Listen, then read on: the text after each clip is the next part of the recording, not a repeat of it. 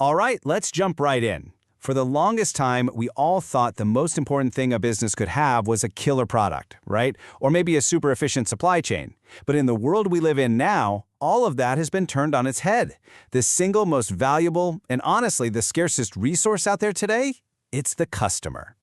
And look, this isn't just some small adjustment we're talking about. This is a massive, fundamental shift in the entire game of business. So let's unpack what this great power flip is and what it really means. You know, for decades, the playbook was pretty straightforward. It was all about what happened inside the four walls of your company. The whole idea was, look, if we just build the absolute best product and we perfect all our internal stuff, the customers will just show up. It was a world where the thing you made was totally king. But then, boom, the cloud, mobile devices, the internet, this whole consumer tech revolution just completely changed everything. All of a sudden, great products and all the information about them weren't hard to find anymore. They were everywhere. And in that moment, the power literally flipped from the company over to the customer. Now, here's where it gets really fascinating. So many businesses are still trying to play by those old rules. They just aren't seeing this new reality. And it's causing them to make these huge, high-stakes gambles without even knowing they're at the table. To really get what I mean by risk, you've got to hear the story of Ashley Ravel. Back in 2004, this guy sold everything he owned. I mean, everything. His clothes, his car, all of it. He ended up with $135,000. And then he walked into a casino in Las Vegas and bet it all on one single spin of a roulette wheel. It's such a wild image of risk, right? And it's the perfect analogy for what's happening today. So many companies are basically doing the exact same thing. They're gambling their entire future by putting all their faith in one simple, single metric. And that brings us to one of the most common culprits, the Net Promoter Score, NPS. It asks customers how likely they are to recommend you. But here's the thing, likely is a feeling. It's an intention. The gap between what people say they're going to do and what they actually do can be absolutely enormous. And if you only rely on intention, you have this massive blind spot that hides what really matters to your business. Customer action. So here's a real-world example of what that blind spot can do. Christine Marcus had a corporate catering company called Alchemista. On paper, her internal reports, all her metrics, they looked fantastic. But what she couldn't see was that these tiny little service errors were just piling up, one after another. Customer unhappiness was just simmering right below the surface of her data. And then it all just imploded. She lost her biggest customer, just overnight, with this absolutely brutal, straight-to-the-point email. There was no warning, just gone. It was a complete wake-up call that proved her data was hiding a catastrophe waiting to happen. She wasn't hearing the real story at all. But out of that really painful experience came this incredibly powerful shift in thinking. It showed that the answer isn't just another metric or a fancier dashboard. It's something much more human. And it all revolves around the simple genius of making things easier. I mean, think about a moving company that completely transformed their business just by asking this one simple question at every single step. They knew moving is never going to be easy. Nobody thinks that. But by focusing on making it easier, like helping you find boxes, making it simpler to change your address, they built this incredible, fierce customer loyalty. And that distinction right there, it is everything. Chasing easy is it's a trap.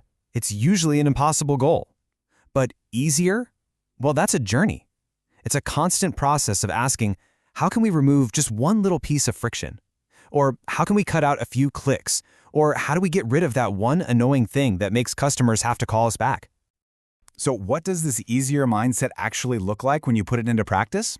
Well, there's this fantastic story about a company that came up with an initiative that completely changed their customer service game. Okay, so a healthcare benefits company started listening to their call recordings, and they noticed a pattern.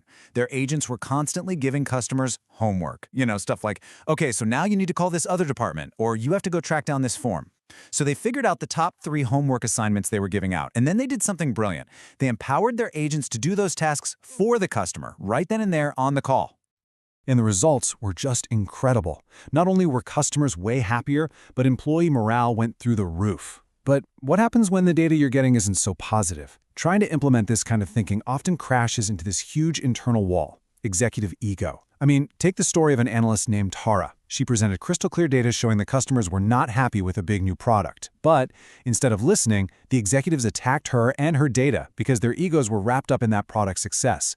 The truth was just completely blocked by their defensiveness. So how do we pull all these lessons together? How do you actually get past the blind spots, the ego, the old way of doing things?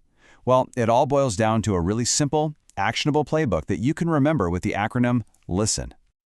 First up, L is for Listen and Ignite Genius. And this means going way beyond just surveys.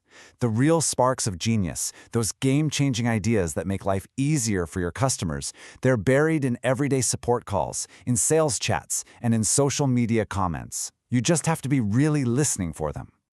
Next, S is for Suspend Preconceptions. To really truly listen, you have to have what they call a beginner's mind. This means you've got to let go of, well, this is how we've always done it, and be willing to challenge your own assumptions. All that institutional knowledge you have can be a huge strength, but it can also act like a filter that prevents you from hearing what's really going on. T is for Test Your Hypotheses. So instead of making those huge, risky, Ashley Revel at the roulette wheel bets, you make small ones. If you hear a signal, an idea for making something easier, don't just roll it out everywhere. Run a little experiment. Test it. Let actual feedback from the real world, not just a bunch of internal opinions, tell you what to do next. Then we have E for Empower Every Employee. Remember that no more homework idea? That brilliant plan only works if your team has the green light to act. Empowerment means giving everyone, from the person answering the phone to the person in the back office, the tools and the trust to solve customer problems on the spot, without having to kick it up a chain of command. And finally, N is for Neutralize Ego. And let's be honest, this might be the toughest one of all. The goal can't be to defend your past decisions or prove that you were right. The only goal that matters is to humbly accept the customer's reality as their truth and then find ways to serve that reality better. It's about winning their business, not winning an argument. So, as we wrap this up, it really all comes back to taking action. It's about moving from just understanding these concepts to actually doing something with them. And that leaves us with one really important question to ask yourself. What is one single piece of customer homework, one small point of friction that you could take off their plate this week?